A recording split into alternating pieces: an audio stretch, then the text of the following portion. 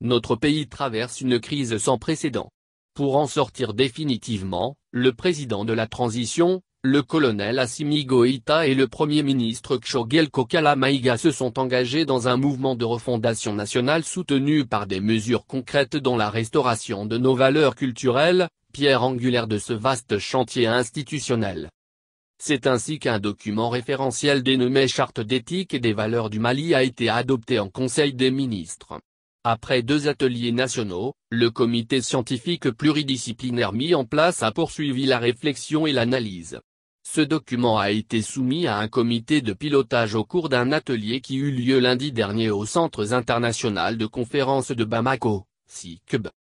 L'ouverture des travaux était présidée par Ndogoli Guindo, ministre de l'Artisanat, de la Culture, de l'Industrie hôtelière et du Tourisme en présence notamment de son collègue de la Communication, de l'Économie numérique et de la Modernisation de l'Administration, Harouna Touré. L'élaboration de ce document s'est déroulée en 2 phases, la phase de collecte, d'analyse et de traitement des informations recueillies à travers tant la recherche documentation que les enquêtes quantitatives et qualitatives.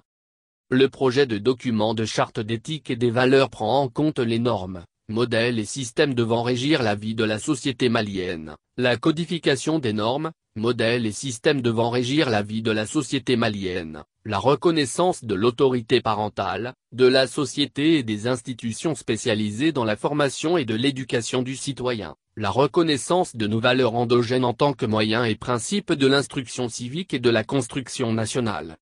Le projet de document qui sera soumis à votre appréciation s'appuie sur nos expériences pratiques, nos proverbes et nos vieux adages qui sont la pertinence de notre mémoire collective, le fruit de l'expérience pratique de nos ancêtres au cours des siècles et qui contiennent le meilleur de notre héritage culturel et spirituel, a expliqué le ministre Ndogoli Guindo. Il s'est dit convaincu que ce document incitera les citoyens maliens à une prise de conscience. Il permettra de véhiculer les valeurs ancestrales chères à notre pays telles que le Meya et le Drambe. L'homme, a indiqué le ministre Guindo, doit être mis au cœur du vaste chantier de cette refondation, qui elle-même doit prendre pour socle notre culture, notre héritage commun que nous devons préserver à tout prix et valoriser. Le document ainsi adopté sera remis au chef de l'État pour publication officielle. Le ministre Guindo a conclu en espérant que cette charte une fois adoptée, constituera une base solide, un bréviaire et une boussole pour marquer la volonté du gouvernement d'aller de l'avant dans la refondation de notre pays, l'édification de la nouvelle nation malienne et d'un nouveau citoyen, le Mali d'Nkura pétri des valeurs et des vertus qui ont et toujours caractérisé l'homme malien.